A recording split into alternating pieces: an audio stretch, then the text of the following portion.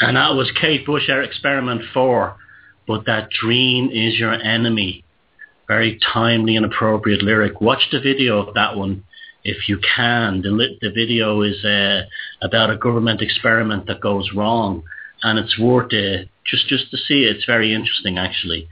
I'm back with Adam here from cerebralrevolt.com, the final stretch. We're going through the who's who, the what's, and the wherefore, and where we're going, the DMT psyop, as I call it. And it is a psyop. I'm sorry, it just is. And if you don't believe it after this show, then you're not really paying attention.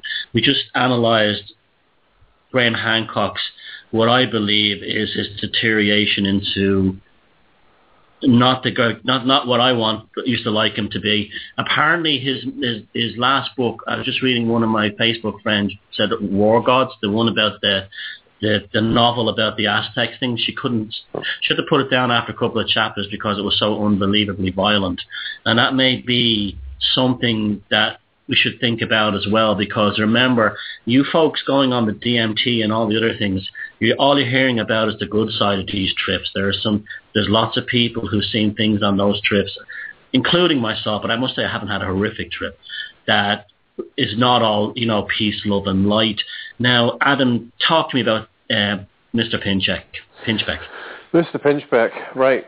So another one of the main cultural pundits in helping promote this emerging phenomenon of the DMT cult, which I call it the DMT cult anyway, and turning it, helping it transform from basically a subcultural phenomenon into more of a mainstream phenomenon, is someone like this guy Daniel Pinchbeck. He runs a website called the realitysandwich.com. It's a fairly new agey type website. It's sort of militantly liberal in some of its articles and some of its views. I mean, there was even an article there on the other day where they were talking about how public masturbation was the ultimate act of freedom and independence, which I found just really quite creepy. And anyone with like any sense of morality and rationale would not really, I don't think would be prone to agree with that statement. To forget the morality and rationality, that's like reducing us to the level of monkeys in the zoo. Exactly. And also there's a public health aspect there as well. Well, yeah, and I mean, it's just of course the degradation and the deterioration of culture in general, which is the whole DMT thing is a big part of. But he basically runs this website, Reality Sandwich, and he's also a regular columnist for the New York Times. And the New York Times is basically heavily controlled and influenced by the Council on Foreign Relations. Their offices are quite close to each other in New York, and the New York Times bestseller list, which is the number one bestseller list across the world. It's what every bookstore, the front window is just going to be filled with the New York Times bestseller list books. Basically, there's basically a front, basically a cultural front for directing culture, and so you will always see, books by people like Graham Hancock, and David Wilcock and other people like that, New Age guru type people, are always on that list. Richard Hoagland, which we spoke about the other week as well, always seem to have their books, on this New York Times top 10. But anyway, so he writes for them on a regular basis. So there's a definite connection to the establishment there in quite a obvious way. But he's done a lot of articles on the whole DMT phenomenon and how great it is, and he was on Red Ice Radio even a few months ago, I think, from memory, basically talking about his idea of what a future society should look like, and how we need to do away with the family unit and monogamy completely, and that basically he was saying that monogamy as a concept is basically primitive and outmoded, and basically needs to be done away with, and very, very, very extreme ideas. But he's, just like the 60s hit free love again. Yeah, free love. Yeah, exactly. Yeah. It's just free love 2.0 exactly. And so he's been heavily involved in promoting this stuff. He was also featured in the film The Spirit Molecule, which you keep going back to. I don't know a hell of a lot about the guy, but other than basically, you know, his I find him spectacularly uninteresting. Yeah, I just don't understand what his appeal is. And no, yet, I don't know where he got to this level he is. To me, he has nothing to say. He lacks any kind of personality that's engaging in any way. Yeah. And yet, he has this, like, enormous push behind him. Well, there you go. That's exactly it. I mean, you know, someone who's, you know, really not particularly eloquent or entertaining or interesting, you know, Exactly. somehow having a massive audience and big backing and working for one of the biggest papers in the world, you know, connected to, you know, arguably the most powerful think tank in the world, being a Council on Foreign Relations, you know. And every last one of them. And every last one of them, including Terence McKenna, and especially Pinchbeck, but also Graham Hancock, actually all of them in that crowd, were all pushing the 2012 rubbish as well. Yeah, all pushing the 2012 rubbish. I mean, Daniel Pinchbeck went into, you know, not so much 2012 as a date so much, but more the concept of, you know, this being a time of spiritual and social and psychological evolution, much in the same way that Terence McKenna used to talk, you know, of this period in time after 2012 and the next 10 years being a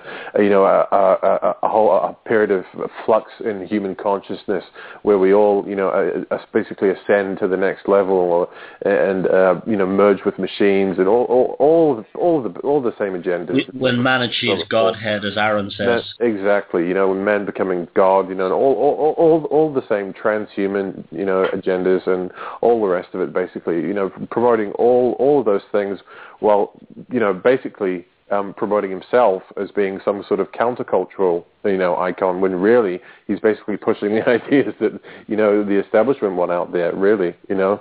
So, I mean, I don't know a hell of a lot about the guy. I just know, you know, from his articles and from his works and from the stuff that he said, he promotes some very extreme views. He's a pretty boring guy, as you said, not very interesting, and yet he's got an enormous amount of backing behind him and a lot of connections there as well. So I tend to think that this guy is just one of these, I don't know whether you want to call him a patsy or unwilling, you know, conscious or otherwise, who knows, you know, what the situation is there, but he's definitely authorized to be out there promoting these ideas and getting, I mean, you know, writing for a paper as big as the New York Times and slipping his little editorial bits about DMT into there. I mean, come on, you know, that's going to reach a lot of people, you know, so there's a hell of a lot of influence there. Of course, you've also got other people like Alex Gray, you know, the artist. Well, I want to interrupt you before I get to Alex Gray. Alex Gray, as an artist, I'm very particularly interested in this aspect of it because I do believe that if there is anything in this kind of taking these substances, they're very good for creative ideas. Yeah. So it hasn't seemed to happen for Graham Hancock. But anyway, now as an artist, I want to talk about it before, just to give you a little introduction before we get to Alex Gray.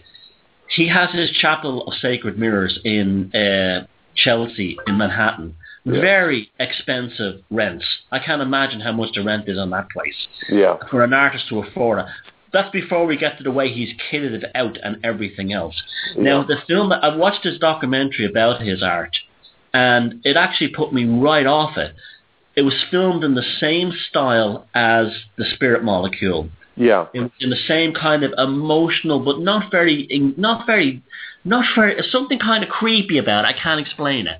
Now the man has phenomenal ability as an artist. He's an incredible artist. I have to give the man that. Oh yeah, he really knows how to paint. However, I don't like a lot of his paintings too. Some of them are like human beings skinned alive, and to me that looks so much like the transhumanist idea. We're all wires and circuits and cables, and it's supposed to be spiritual. But it's not. What he's painting is the man machine. Yeah, well, that's the thing. I mean, some of his paintings are more sort of organic in their texture and their feel. I mean, it's basically like you know, human anatomy, basically, you know, so it's showing all the different organs and the nerve systems and all the different parts of the body in a sort of a psychedelic way, you know, with a psychedelic twist to it, you know.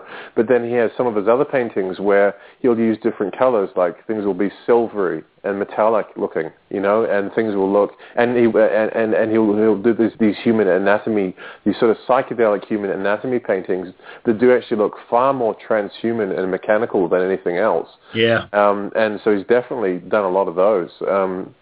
He painted Obama as a god. Yeah, of course, and he's right on board with the whole, global warming and, the whole environmental push and the carbon and all the rest of it, I mean, and what was the focus of that initially back in the 90s? The bloody Amazon. Yeah, that's right. The Amazon rainforest. Yep. Go save the rainforests. Yep, go save the Amazon rainforest from being chopped down, and even McDonald's got on board with that one. Yeah. But, I mean, as you say, I do like some of his art, and he's definitely a very talented artist, but he's also been pushing a lot of these ideas, these New Age, ayahuasca, DMT, psychedelic type ideas through his art, coupling it with the transhuman thing, and in a very, very similar way that Terence McKenna did. And, of course, he, openly will, talk about, Terence McKenna as being such an inspiration to him.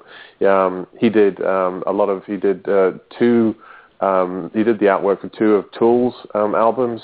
He did Lateralis and 10,000 Days, which, I mean, don't get me wrong, they're like one of my favorite bands, and those are two of my favorite albums of all time. But I really love the artwork in the albums, but that was kind of the more tribal, organic stuff, which you could kind of relate to, and which felt it sort of struck something in the soul, and there was something nourishing and sort of pleasing and appealing about it. Whereas some of his paintings, as you said, as I mentioned, were far more mechanical in their appearance and nature. And very, very like circuit boards, like circuit boards. Circuit board. There's also a scene in that film about his artwork where he painted the Twin Towers, and then he painted George Bush, and he painted what he called a terrorist. But the terrorist looked more like Fidel Castro or something like that. And then he painted a penis. And I remember watching this, and I'm saying, well, what are you trying to say is here that you predicted it? But he was also pushing the idea that somehow Saddam Hussein, actually that's who the terrorist looked like, Saddam Hussein caused the Twin Towers attack, and he predicted it in his painting. That was the underlying feeling I got about that, That's very, very interesting, because, I mean, as we know from history, I mean, a huge percentage of the American public actually were led to believe that Saddam Hussein was responsible for 9/11 without the... And they still do. And they still do. Without it ever actually having been said by any of the political class. All they did was basically spit out a whole bunch of rhetoric and suggestions and might-be's and connections and, knowns and known knowns and known unknowns and unknown unknowns and all the word salad they fucking spewed out over that whole thing without ever actually saying that Saddam was responsible. They gave the American public the impression that he was responsible. And so it's very interesting in that same vein that Alex Gray basically suggested the same thing through his artwork. So, who knows what's going on there? That's very, very interesting. I didn't know that. But, check out the film on this documentary about his work. I've seen parts of it. I've seen parts of it. It's actually hard to watch. It does his art no favor. But at the end of it, all you're seeing is like visceral images of like him and his wife skinned alive having sex, and it's like, it just is not pleasing or pleasant, and certainly isn't spiritual. No, is there any other characters that I've missed out on? Well, yeah. I mean, there's Joe Rogan. Tell me about him. Yeah, of course. Yeah, you've got. I mean, okay. Obviously, before I was going to say that, I was just going to say Dennis McKenna, obviously, who's basically just continuing the work of his late brother Terence. He's also an ethnopharmacologist. He goes on all these shows, all these New Age shows, and just promotes the whole idea of DMT, is the solution. It is the spirit molecule. It is the way forward. Blah blah blah. And one of the people's shows who goes on is Joe Rogan's podcast, the Joe Rogan Experience, which is very, very popular for a number of reasons, because as I've mentioned in previous discussions, this guy is extremely influential. He's a sports commentator, so he's got that demographic, under his finger. He's also a comedian, so he's got basically a huge demographic, there. He's also doing this basically like a rehash of Jesse Ventura's conspiracy theory called Joe Rogan Questions Everything, where he doesn't actually question anything at all and just basically talks about chemtrails and Bigfoot and how it might all be true and it might not be true and who knows or who cares. That's always a conclusion they draw. But basically, yeah, Joe Rogan, and he used to do that program, Fear Factor, which was terrible. But anyway, multivocational guy who has influence, across a huge number of demographics, and who has been known to lionize, and I mean really lionize, like licking the boots of people like Terence McKenna and Dennis McKenna, and interviewing, Dennis and talking to all sorts of other people who may be involved in the... there's an interview I heard him do with Graham Hancock. With Graham Hancock. I was literally waiting for the two of them to stick their tongues down each other's throat. Yeah, that's basically it. Yeah, it was nauseating. That's basically it. I mean, he'll have Ray Kurzweil on and basically and as I said, he would just lick his balls for 2 hours, just talking about how great he is, how amazing it is that we're all going to be in this virtual reality in the future, and how we'll be able to just, flick a switch on the back of our head and go online on the internet and our brains. And he was just saying how great it was and how amazing it was. And he'll have all these people on pushing, and he's, at the same time, he promotes himself as a countercultural icon, and he goes on Alex Jones, where again they basically engage in tons of mutual self-marketing and promotion, without actually saying anything or telling one anything useful. But again, he's a very, very influential person. And his fan base are fanatical. Well, they're fanatical. They are fanatical, and I know people personally who listen to every single one of his podcasts. And when you talk to them about anything, you try and get a debate going about, with them about any particular subject, they will literally parrot him. They'll literally, parrot him word for word, verbatim, things that he said, his opinions, on things. Oh, and yeah. He's not a particularly well-researched guy. No, he's not. And they'll do it by calling other people sheep. Yeah, he calls other people sheep, but at the same time, he's basically just a sheep himself who will basically, he says, I'm open to questions about 9/11. I think there needs to be, a new investigation, and something was definitely up there. But then he'll get up on stage, in front of his comedy crowd, for a comedy skit, and he'll basically start taking the piss out of conspiracy theorists and saying, all these idiots who think that 9/11 was done by, the young government, they're so stupid. And he talks about how he's interested in UFOs, and he's interested in all this sort of revisionist history and the pyramids and all this other stuff. And then the next day he'll get up on stage and literally take the piss out of all those people again. It's just marketing to them, Yeah, it's just marketing. Just marketing, and they have this cognitive dissonance or this sort of dissociative identity thing about them, where, I mean, they're so fanatical in defending him. They turn off they listen to that podcast every day, but when they see his comedy shows taking the piss out of them, they switch off like, he didn't say that, he didn't say that. It's okay for him to say that, exactly. And I've had this conversation. He's basically faking them an orgasm every single podcast. Exactly. Exactly. They can't see it, exactly. And then they say, it's okay because he's a comedian. It's okay for him to do that. He's permitted to do that. He will talk about, sometimes, on occasion, you'll bring up very, very serious issues, and he might ask a few pertinent questions about them, but never draw any strong conclusions, whilst at the same time promoting himself as some kind of countercultural icon who goes against the grain and everything like that. And then what he'll do the next day, you'll get a big fat paycheck to go up on stage in front of a comedy crowd and just start taking the piss out of anything conspiratorial or anything countercultural whatsoever, and basically painting anyone who has any ideas outside of the status quo as idiots, whilst at the same time sort of appeasing the purple pill crowd in a way, talking about how, Bush was an idiot and the war in Iraq was a mistake, and all this stuff that everybody knows. That is the big aspect of the purple pill, because when the whole Russell Brand thing in me first started off, I was having David Icke fans calling me a conspiracy theorist. Wow. And that's how bonkers these this scene can get if any kind of morsel of salvation is presented. Yeah, it is. It's absolutely crazy. The whole thing.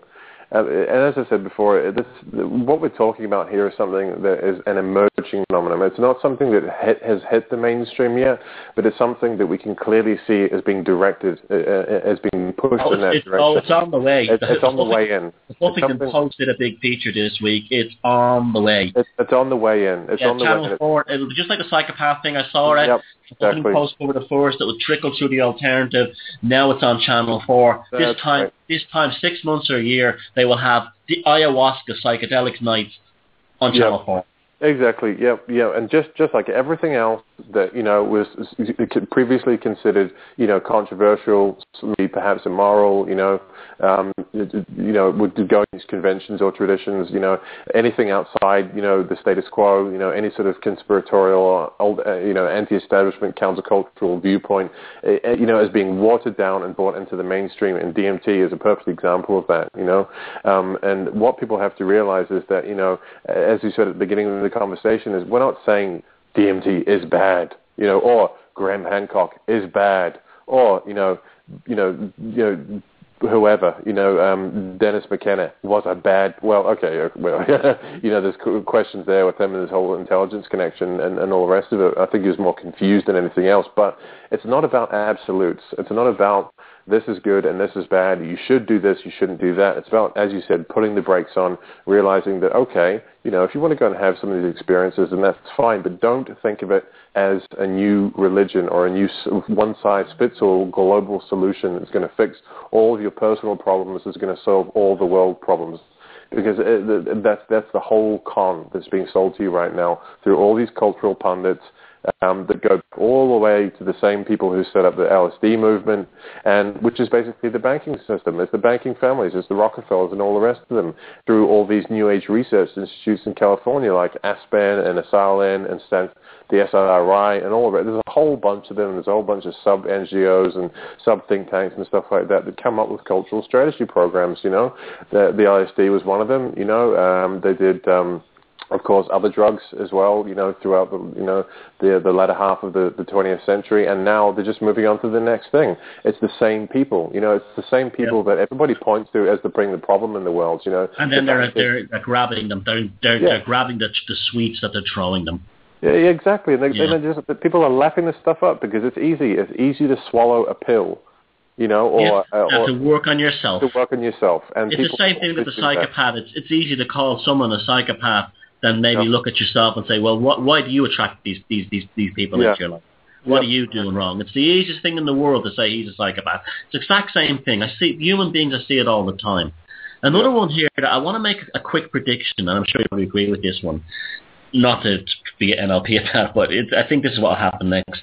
They're going to you're going to see a slew of Hollywood movies in the style of The Matrix, about tripping and ayahuasca, and they'll be called like The Journey, and they'll have trendy stars in it, lots of kind of amazing CGI, and this will be part of the normalization process, and all the truthers will be all running out just, to see this. It'll be just a dumb shoot 'em up movie like The Matrix. It won't be what they think it is. And you'll have them all saying that, running out to see this Hollywood movie with Brad Pitt in it, where he goes down to the Amazon, he meets chick, he bangs her. They smoke a bit of stuff, and then there's the CIA agents down there who are trying to stop him, or they're some company trying to burn the rainforest down. The usual predictable plot that will be the main part of the film, and you're going to see these people. This will become their cultural anchor for getting this thing from the alternative and keeping the alternative in true purple pill style and bringing in the mainstream. That's right, and that's what people have got to remember. Again, it's not that the drug is bad or that such and such a person is bad. It's the fact that the establishment, the people who everyone knows are responsible for the problems in the world right now, and who are deliberately planning and executing agendas, to their own benefit at our detriment. Those same people are the ones who want you to swallow this pill. They want you to believe that this is the solution. They want you to get just drugged out your head. They want to create dysfunction and confusion and, absolute, basically cultural degradation, and it's the same thing over and over again. And again, if you look into it, all these cultural pundits, all these scientists, they all tie back to the same people. They all tie back to the establishment. They're either connected to intelligence, they're connected to, think tanks, they're connected to, fringe academic research institutes, they're connected to, big foundations, and it all leads back to the same power structure in the end. They want you to swallow this. And I mean, even as I mentioned, when I was talking to you a couple of months ago or however long it was about the guy that infiltrated our group, the Glasgow Truth group, I mean, even he made a point to try and promote DMT. He was trying to get everyone to talk about it. He was trying to get everyone's phone numbers to talk about. Oh, really? That's interesting. He wanted us to get him some DMT. He was collecting numbers, seeing he was interested. He was saying, "Oh, can you get hold of this stuff for me? And we should all get together. It'd be much more fun. And instead of sitting around a table in a pub and talking about Agenda 21 or transhumanism, it'd be much more fun if we all got together and took some drugs together and stuff like that." And he was basically taking people's phone numbers down and saying, "Right, can you get me this stuff? And can you get me this stuff? And who's interested?" And basically creating a file on who could who would be prone to manipulation in terms of the whole DMT agenda, so to speak. And although he himself, when questioned, he said, I'm not really sure if I want to take it personally. I just want to know if you can get it. Your phone number, you know what I mean? So it was so obvious what was going on. So do you remember when you were telling me that you said that he said that he was a cleaner? Yeah, janitor. Since we had that conversation, I was talking to somebody here in an Irish group that had been infiltrated by a copper, and the copper said he was a bin man. Yep, there we go. Yep, exactly. Basically, that's the allegory. The allegory. It's revelation of the method. It's hiding the truth in plain sight. It's giving you the truth in an allegorical fashion right in front of your face. And if you're too stupid to work out what's going on, then more fool you. It's like the old saying that from Albert Pike. If you don't use your free will, and if you don't, if you don't think freely and basically use your intellect, then you're meat on the table. Basically, you're fair game. You know what I mean? We have the right to want with you. If you're meat on the table. Yeah, you meat on the table and beast of burden. He said. Basically, if you're not smart enough to catch on to what's going on because it's right in front of your face, then you deserve what's coming. Well, Adam, thanks very much for that. Again, that was fantastic. Your website, cerebralrevolt.com. And again, we both hope that you those of you who are getting all sexed up for the DMT ayahuasca thing, just put the brakes on. Put the brakes on. We're not telling you how to live your life. We're not fascists. No, that's exactly it. We're not fascists. If people want to go and do it, then that's fine. And maybe you will get something good out of it. And I'm not saying don't do it, but look at the history. Look at what's going on here with this cultural phenomenon. Look at the people behind it. Look at the whole big picture here. Because what's emerging here is something quite phenomenal. We're looking at the new generation of a drugged out population to stop them from basically opposing what's coming down the line. Before I go. And thanks again, Adam. And thank you, Fi, for choosing the 3 Kate Bush songs. Yeah, thank you for that. I love Kate Bush. Yeah, that was great. I picked 3, but I never got around to getting them to Steve. And it was Experiment 4 was the same one we picked. The other 2 I picked were Babushka and The Sensual. Oh, yeah. But, I could spend all night playing her music. Talking about it. I love Kate Bush. It's just to me, it's a benchmark in someone. If you're a Kate Bush fan, you understand music. Absolutely. I just want to talk about something that happened to me today on Facebook. This morning on Facebook, I posted an article from The Guardian that showed controversy, folks, that showed live cattle being stabbed and kicked to death for fun and laughs by grown Palestinian men in Gaza on the docks in the most... I could not watch any more than a few seconds of this video. The cruelty and the horrific enjoyment of murdering and slaughtering and killing these animals that have just come from Australia as live cattle. was something that I don't think I will ever get out of my head for the sheer demonic viciousness of it. Now, I posted the article and I wrote in the article, you should think, maybe we need to think twice when anyone runs a bulldozer over these cunts or something like that. I admit that that language was harsh, but I didn't deserve to be called a Zionist. I didn't deserve to be called a Zionist or anything like that. I was talking specifically, which I was, and sexist, and apologised if it came across that way. But what I will say was, those bastards on that dock who are murdering, torturing and kicking those animals for sport, if I had a bulldozer, I'd run over them specific ones.